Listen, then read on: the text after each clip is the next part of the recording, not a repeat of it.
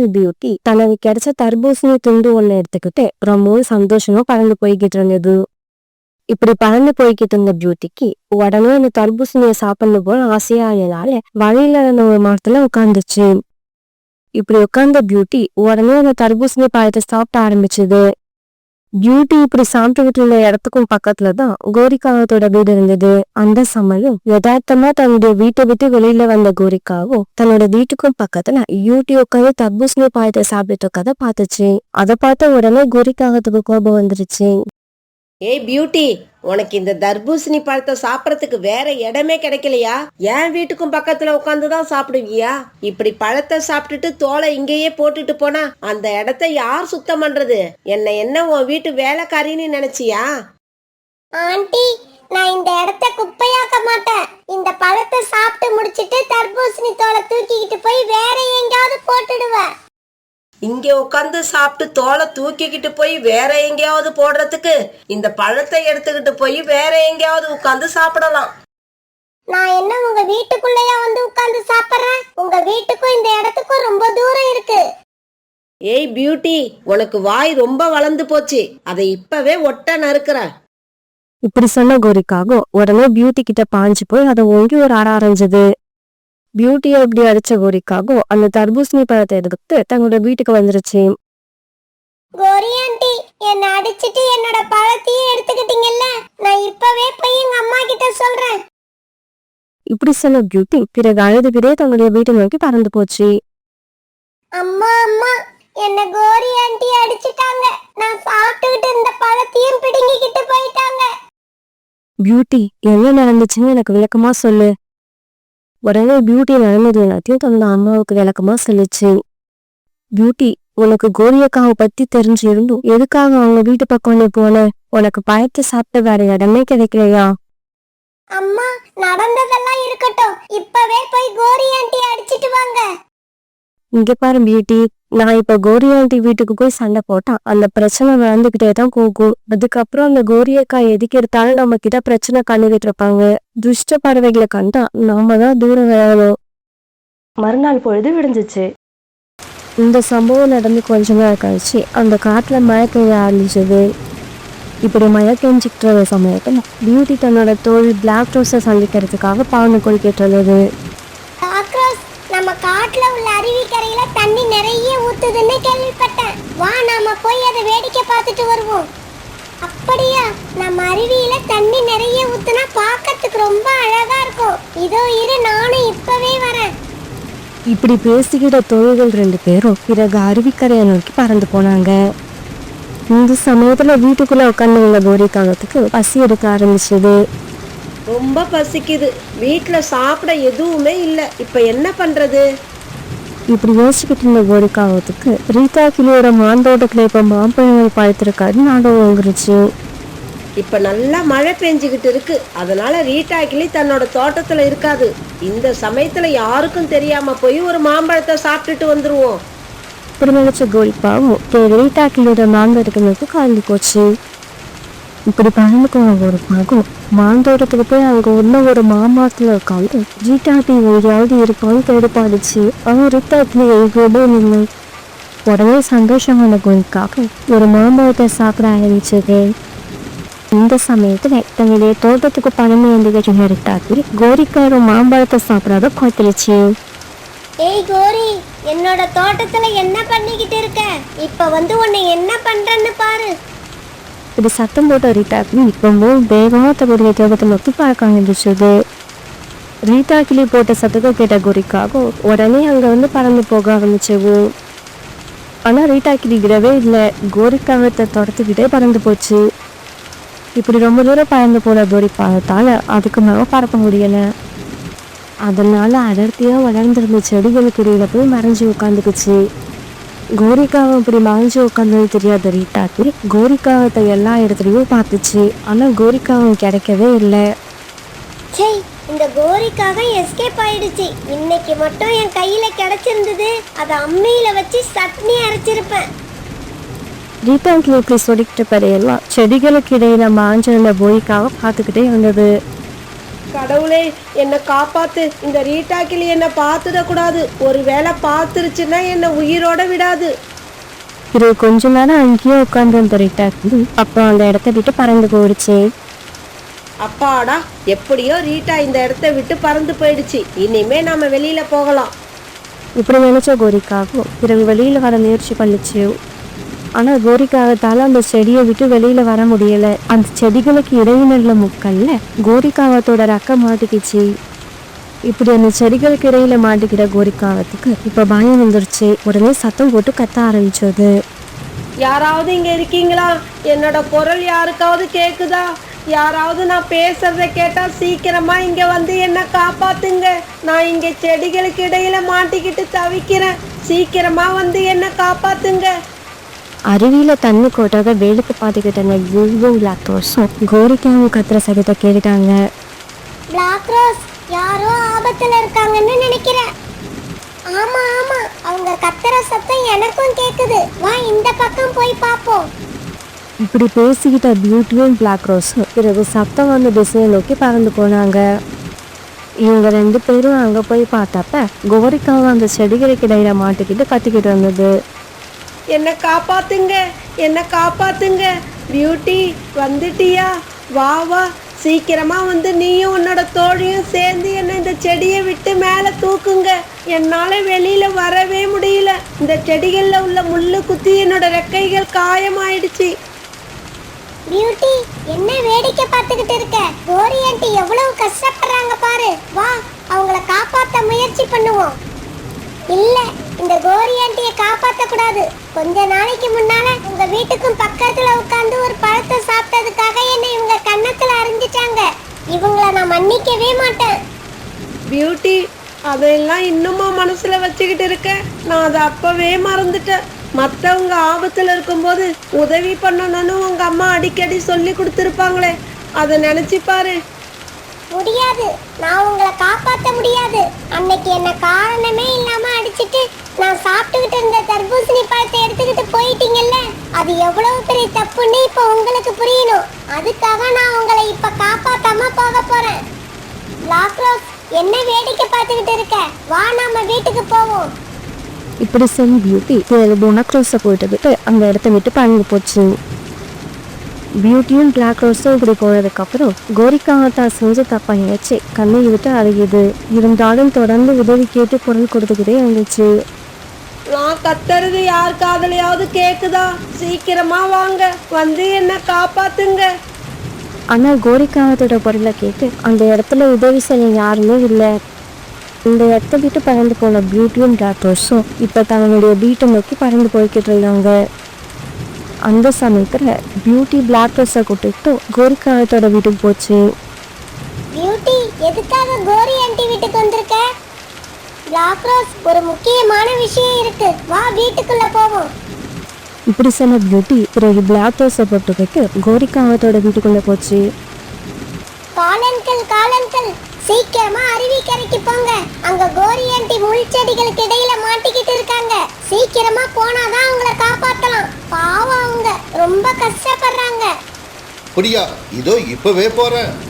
இப்படி சொன்ன காலுக்காகவும் பிறகு அங்கிருந்து அருவிக்கரையை நோக்கி பறந்து போச்சு. பியூட்டி, கோரி ஆண்டி உன்னை அடிச்சிட்டாங்க. அதனால அவங்கள காப்பாத்த கூடாதுன்னு சொன்னேன். அப்புறம் எதுக்காக வந்து காலங்கள் கிட்ட அந்த விஷயத்த சொல்லி கோரி ஆண்டியை காப்பாத்த அனுப்புனேன்? பிளாக் ரோஸ், நான் ஒன்றும் கோரி ஆண்டியை காப்பாற்ற கூடாதுன்னு நினைக்கவே இல்லை. கோரி ஆண்டி செஞ்ச தவிர அவங்க உணர்றதுக்காக தான் நான் அப்படி போய் சொல்லிட்டு வந்தேன். அப்புறம் அதுவும் இல்லாம நீயும் நானும் சேர்ந்து கோரி ஆண்டி அந்த செடிகளை விட்டு மேலே இருக்கிறது கஷ்டம். அதனால தான் வேகமா வந்து காலங்கள் கிட்ட சொல்லிட்டேன்.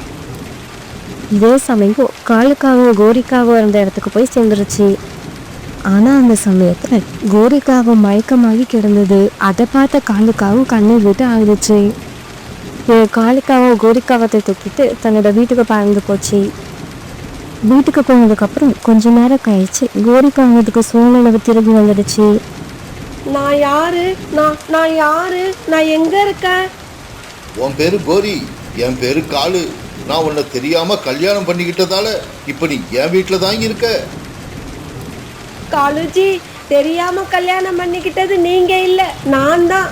சரி, நம்ம சண்டையெல்லாம் அப்புறம் வச்சுப்போம். நான் எப்படி நம்ம வீட்டுக்கு வந்தேன்? உடனே காலுக்காக நடந்தது எல்லாத்தையும் கோரிக்காக கிட்ட சொல்லுச்சு.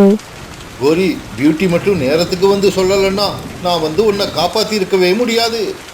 பியூட்டியானதான் நாம இப்ப உயிரோட இருக்கிறோங்கிறத தெரிஞ்சுக்கிட்ட கோரிக்காகத்துக்கு ரொம்பவும் வெக்கமா இருந்தது.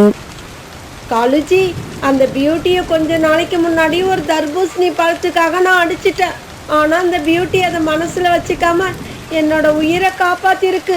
என்னோட உடம்பு சரியானதுக்கு அப்புறம் சோனாக்குருவி வீட்டுக்கு போய் பியூட்டியை பார்த்து நன்றி சொல்லிட்டு வரணும். இப்ப கோரிக்காகத்தோட உடல்நிலை சரியாயிடுச்சு. பிறகு ஒரு நாள் கோரிக்காகமும் காலுக்காகவும் சோனாக்குருவியோட வீட்டுக்கு போனாங்க.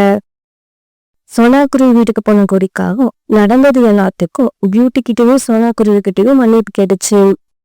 அதுக்கப்புறம் வந்த நாட்கள்ல கோரிக்காவும் யார்கிட்டயும் சண்டை போடாம நல்ல முறையில பழகி சந்தோஷமா வாழ்ந்து வந்துச்சு.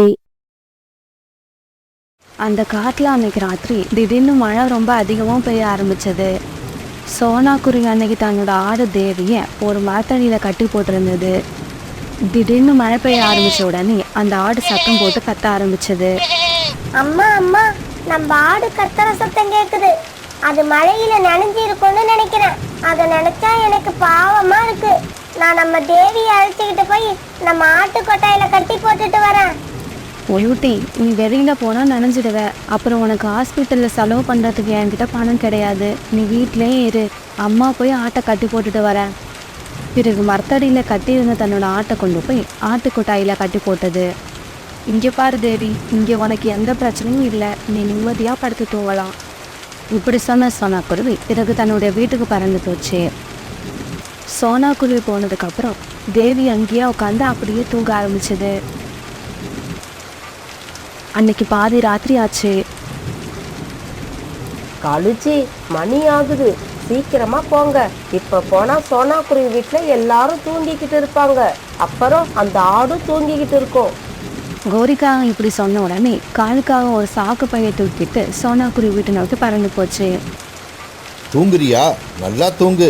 நீ இப்படி தூங்குறது தான் எனக்கு வசதியா இருக்கு. இப்படி சொன்ன காலுக்காகவும் பிறகு அந்த ஆட்டை தன்னோட சாக்கு பையில போட்டு இறுக்கமாக கட்டிக்கிச்சு. பிறகு அந்த சாக்கு மூட்டையை தூக்கிட்டு தன்னோட வீட்டை நோக்கி பறந்து போச்சு. கோரி, வெளியில வா. நான் சோனாக்குருவி வீட்டுல இருந்த ஆட்டை தூக்கிக்கிட்டு வந்துட்டேன். காலுஜி, அந்த ஆட்டை தூக்கிக்கிட்டு நீங்க ஏன் இங்க வந்தீங்க? நேரா எங்க அம்மா வீட்டுக்கு போங்க. இன்னும் கொஞ்ச நேரத்துல நானும் அங்க வந்துடுறேன். கோரிக்காக இப்படி சொன்ன உடனே காலுக்காக அந்த ஆட்டை தூக்கிட்டு கோரிக்காக அம்மா வீட்டை நோக்கி பறந்து போச்சு. கோரிக்காவத்தோட அம்மா வீடு ஒரு பெரிய மரத்தடியில் இருந்தது. அத்தை, நான் இந்த ஆட்டை சோனாக்குருவி வீட்டுல இருந்து திருடி கொண்டு வரேன். 2 நாள்ல இத கசாப்பு கடைக்காரவங்க வந்து வாங்கிக்கிட்டு போயிடுவாங்க. அது வரைக்கும் இந்த ஆடு இங்கேயே இருக்கட்டும். என்ன மாப்பிள்ள, நீங்க மட்டும் வந்திருக்கீங்க? கோரி எங்க? அத்தை, கோரியை அழைச்சிக்கிட்டு நாளைக்கு நான் இங்க வாரேன். இப்படி சொன்ன காலுக்காகவும் பிறகு அந்த ஆட்டை சாக்கு பையிலிருந்து வெளியில எடுத்து அங்கிருந்து ஒரு மரத்துல கட்டி போட்டது. என்னை கொண்டு போய் சோனா அம்மா வீட்லயே விட்டுடுங்க. என்னை எதுக்காக இங்க அழைச்சிக்கிட்டு வந்தீங்க? இங்க பாரு, ஏதாவது சத்தம் போட்டினா உன்னை கசாப்பு கடைக்காரங்க கொல்ல மாட்டாங்க, நானே கொன்னுடுவேன். மாப்பிள்ள, நீங்க கவலைப்படாம போங்க. இந்த ஆட்டை நான் பாத்துக்கிறேன். பிறகு காலுக்காக தன்னோட வீட்டை நோக்கி பறந்து போச்சு. மறுநாள் பொழுது விடிஞ்சிச்சு. காலையில எழுந்திரிச்ச பியூட்டி தன்னோட ஆடு தேவியை பார்க்கறதுக்காக ஆட்டுக்கொட்டாய்க்கு போச்சு. அம்மா அம்மா, ஆட்டு கொட்டாயில நம்ம ஆட்டை காணோம்.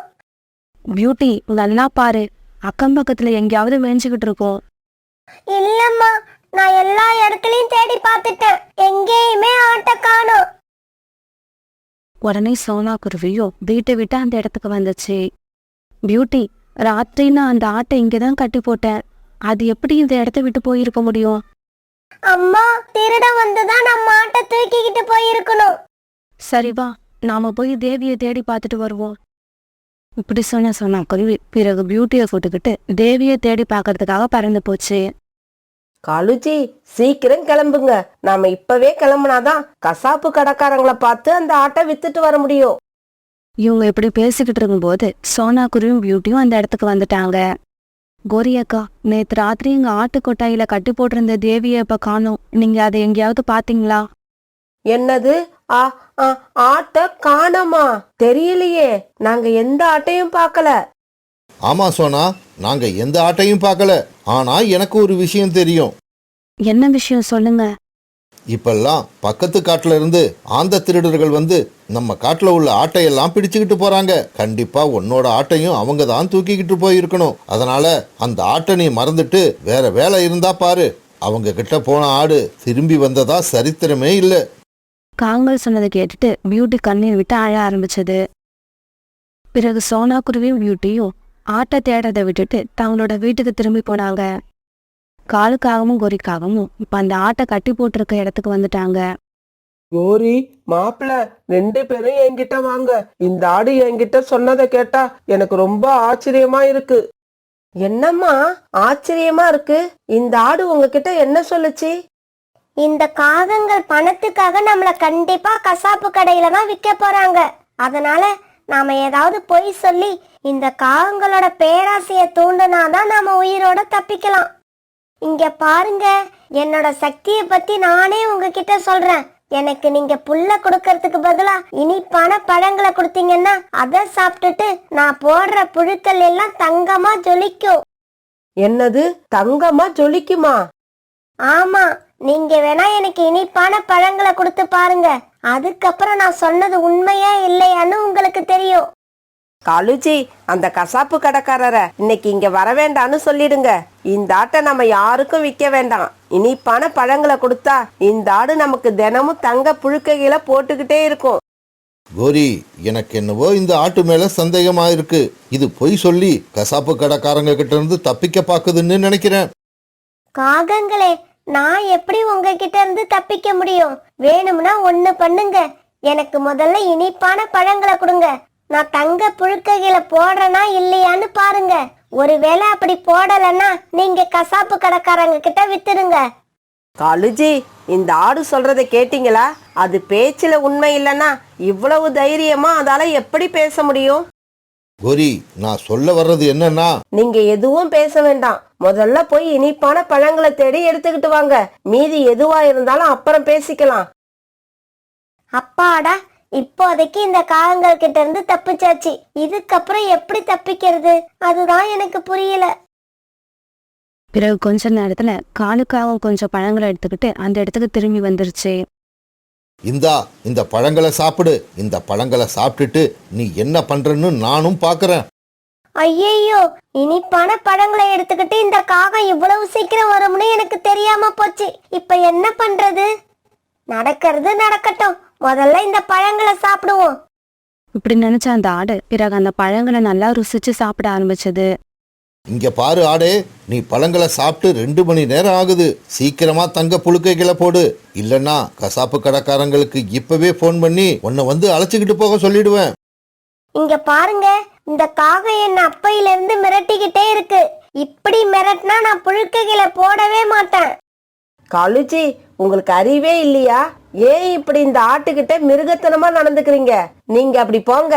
இனிமே இந்த ஆட்டை நானே ஹேண்டில் பண்ணிக்கிறேன். இங்க பாரு ஆடு, இதுக்கப்புறம் உங்ககிட்ட நான் மட்டும்தான் பேசுவேன். வேற யாரும் பேச மாட்டாங்க. அப்படியா ஆண்டி? என்ன கட்டி இருக்கிற இந்த கைத்தை அவிழ்த்து பக்கத்துல இருக்கிற புல்வெளி பக்கம் என்ன மேய விடுங்க. அப்பதான் என் மனசு ரிலாக்ஸ் ஆகும். என் மனசு ரிலாக்ஸ் ஆனாதான் என்னால புழுக்கைகளை போட முடியும். கவலைப்படாத ஆடு, உன் மனசு எனக்கு புரியுது. இப்பவே உன்னோட மனசை நான் ரிலாக்ஸ் பண்ணி விடுறேன். இப்படி சொன்ன கோரிக்காகவும் பிறகு அந்த ஆட்டை வித்து அங்கிருந்த புல்வெளியில கொண்டு போய் விட்டது. கோரிக்காகம் இப்படி கொண்டு போய் அந்த புல்வெளியில விட்டதும் அந்த ஆடு அங்கிருந்த மின்னல் வேகத்துல ஓட ஆரம்பிச்சிருச்சு. கோரி, அங்க பாரு, அந்த ஆடு ஓடுது. கடைசியா நான் சொன்ன மாதிரியே நடந்துருச்சு. அடப்பாவி ஆடு, உன்னை நான் எப்படி எல்லாம் நம்பினேன். கடைசியில என்னை இப்படி ஏமாத்திட்டியே. உன்னை நான் உயிரோட விட மாட்டேன். பிறகு காலுக்காகவும் கோரிக்காகவும் அந்த ஆட்டை விரட்டிக்கிட்டே பறந்து வந்தாங்க. ஆனா ரொம்ப வேகமா ஓடி வந்த ஆடு தன்னோட முதலாளி அம்மா சோனா குருவிகிட்ட வந்து சேர்ந்துருச்சு. இப்படி வந்த அந்த தேவி காலுக்காகம் தான் தூங்கிட்டு இருக்கப்ப தன்னை எப்படி திருட்டு போச்சுங்கிற விவரம் எல்லாத்தையும் சொல்லுச்சு. தேவி, அது சரி, இப்ப நீ அங்கிருந்து எப்படி தப்பிச்சு வந்த? உடனே அந்த ஆடு இப்ப அந்த காங்கல் கிட்ட இருந்து தப்பிச்சு வந்த கதையும் சொல்ல ஆரம்பிச்சது. இப்ப அந்த காகங்கள் 2 பேரும் என்ன அவிழ்த்து விட்ட இடத்துல தங்க புழுக்கைகள் இருக்கான்னு தேடிக்கிட்டு இருப்பாங்க. இதை கேட்டுட்டு பியூட்டி விழுந்து விழுந்து சிரிச்சது. தேவி, பியூட்டி, நீங்க 2 பேரும் என் கூட வாங்க. இந்த விஷயத்தை இப்படியே விடக்கூடாது. இந்த காங்கன் மேல போலீஸ்ல கம்ப்ளைண்ட் கொடுத்து இவங்க 2 பேரும் ஜெயில தள்ளணும். பிறகு காங்கன் மேல கம்ப்ளைண்ட் கொடுக்கறதுக்காக சோனா குருவி பறந்து போக பியூட்டியும் தேவியும் பின்னாலேயே போனாங்க.